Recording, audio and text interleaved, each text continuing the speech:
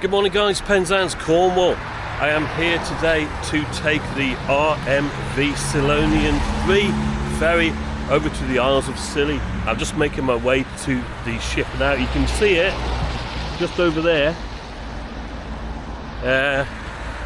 It doesn't look very big. Now, this is my second attempt at this crossing.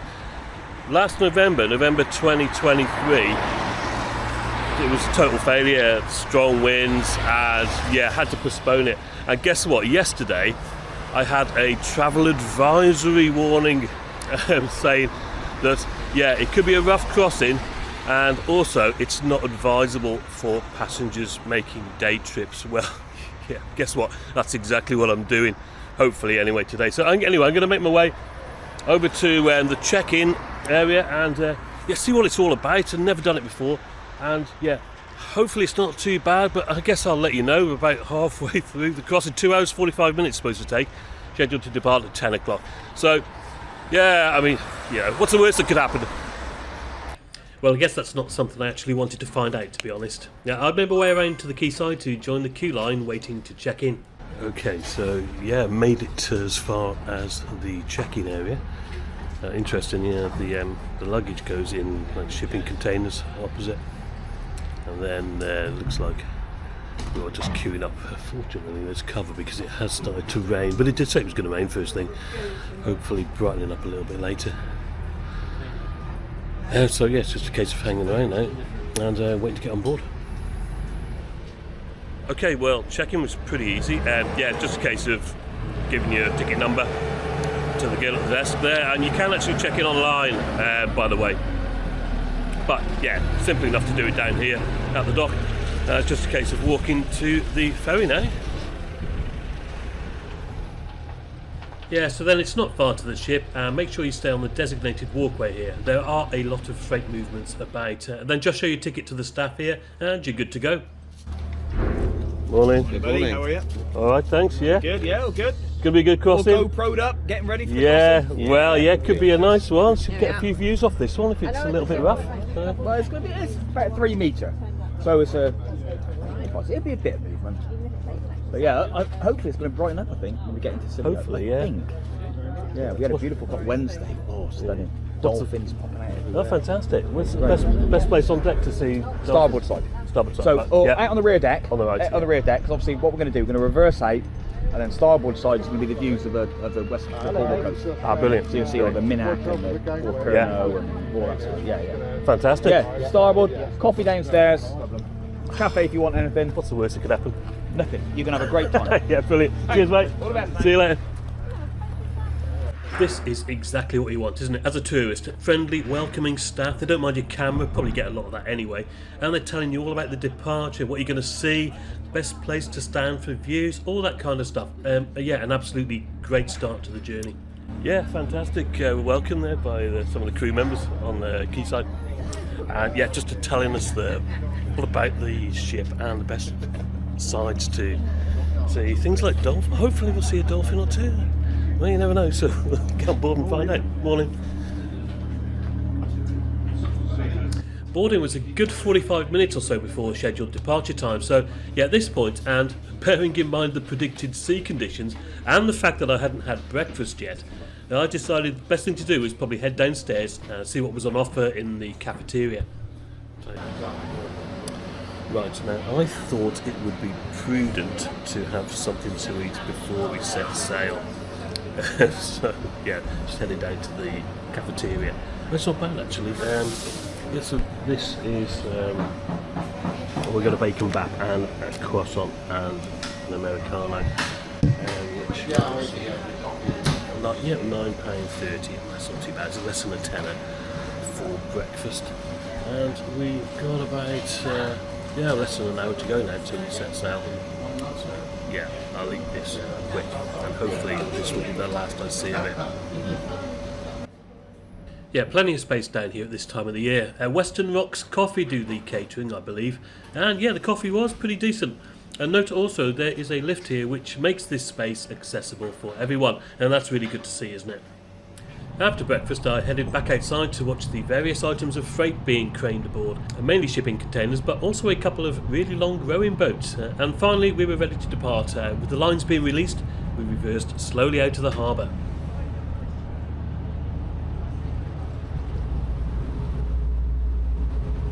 After emerging from Penzance harbour we pick up speed.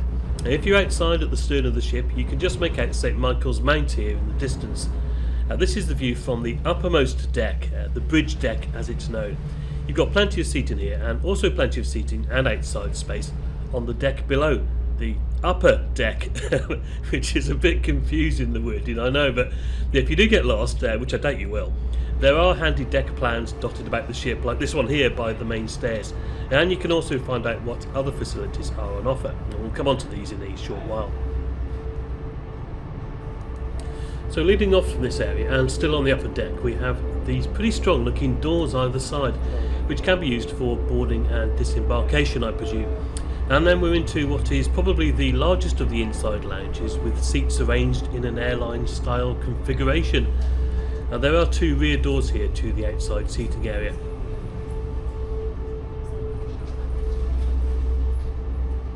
And also on this deck towards the front is the Western Rocks Cafe that we have already seen and eaten in. And then back down the stairs then, and we're heading for the main deck, which as you can see on the sign here also has another cafeteria.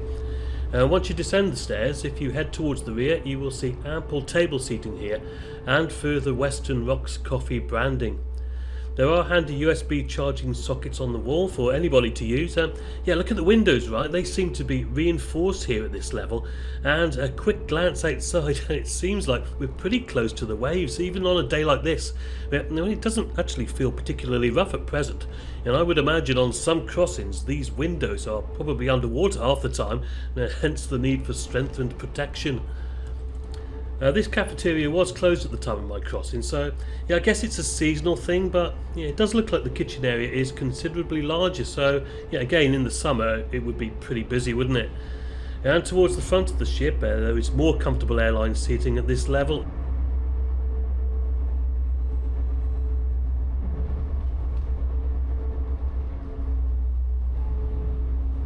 And now heading back to the main stairwell we have the lower saloon, which is a designated quiet area and also the place where most people go to either sleep during the crossing and or because they believe this is the best place to go when it's rough and they're feeling a bit queasy.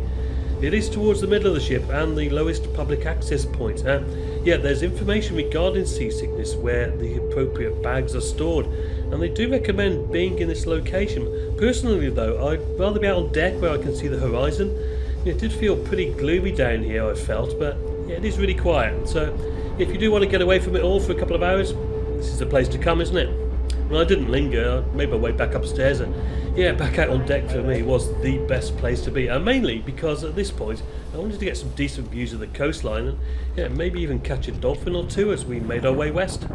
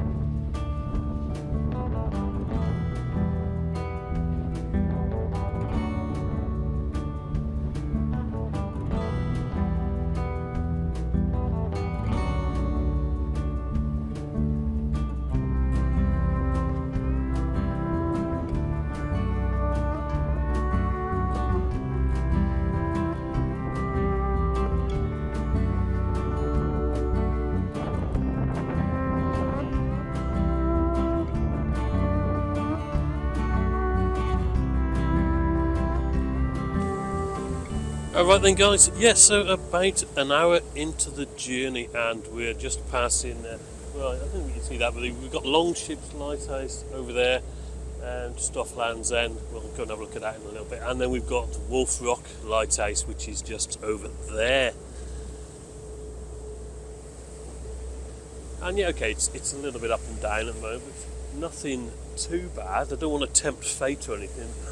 Yeah, a few showers and a little bit of blue sky as well. It's supposed to be getting better. I think the best place to be apparently is the lower saloon, which is right in the middle of the ship and probably at its lowest point as well, passenger deck wise anyway. But yeah, you've already seen that. So yeah, all good so far. So a little bit better weather, and yeah, we'll see how we go. Okay, well, I promise you, you do get great views of the lighthouses, but they never come out that well on camera, do they? Yeah. Anyway, the weather was getting better and better, and we sailed along the coast past Mousehole, or Mousehole if you want to irritate the locals, Porthcurno, and of course the famous Minack Open Air Theatre. I would recommend bringing a pair of binoculars though for better views, as yeah, they're just a little bit too far away when you're on the ship. Talking of which, there is a little bit of history about the RMV Scillonian III I want to share with you. First thing though, you may be wondering what happened to Scillonians 1 and 2. Well, the first one was launched in 1925. Despite hitting the occasional rock, it lasted until 1956, when she was scrapped and replaced by, you've guessed it, the Scillonian II. A little bit larger, this one, designed to carry 500 passengers, which was an increase of 100 on the previous vessel. Lasting until 1977 on the Penzance to Isles of Scilly route, and she then went to Greece, Africa, and finally ended up in Bulgaria, where she sank in 2004. So that brings us on to our current vessel in service now for 47 years, and she's due to be replaced by the imaginatively titled Scillonian IV at some point in the near future. If you've got any news on this, then please let me know in the comments below. But until that happens, she will continue to plough this route. And I didn't know this until doing my research, but RMV actually stands for Royal Mail Vessel. She's one of only 3 ships in the world to still carry this title. Now, passenger capacity is 485 with 18 crew on board. Now, as I said earlier, it is a passenger-only ferry, though I'm assuming that if vehicles are required to be transported to the Isles, then they're loaded on and off by crane. And the Scillonian III only runs between March and November. Now, I was on one of the first sailings of the season here, but the Isles are still served by the cargo ship Gry Maritha, with a freight-only service during the winter months. With a service speed of about 15 knots, passage between Penzance and Hewtown on St Mary's is about 2 hours and 45 minutes. Yeah, it can be a lot rougher than this, to be honest, and mainly because of the tidal currents converging off Land's End, and also the shallow draft of the vessel which is required for it to access the islands. And she has actually ran aground in St Mary's Harbour in the past. But yeah, overall, I thought she was a lovely looking vessel, and I'm sure she'll be sadly missed by everyone when replaced.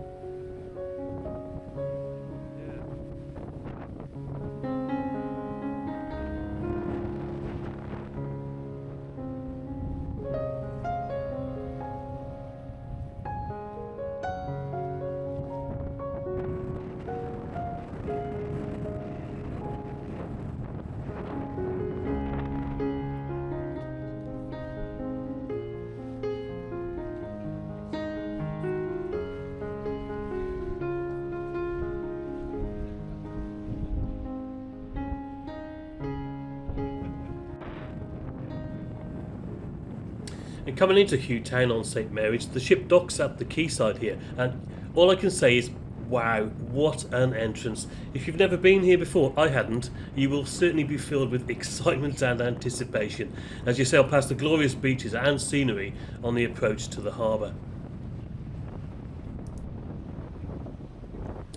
A couple of things to close out. The ship does have free Wi-Fi if you're interested, and once registered I found it to be really good, with YouTube and X working quite well.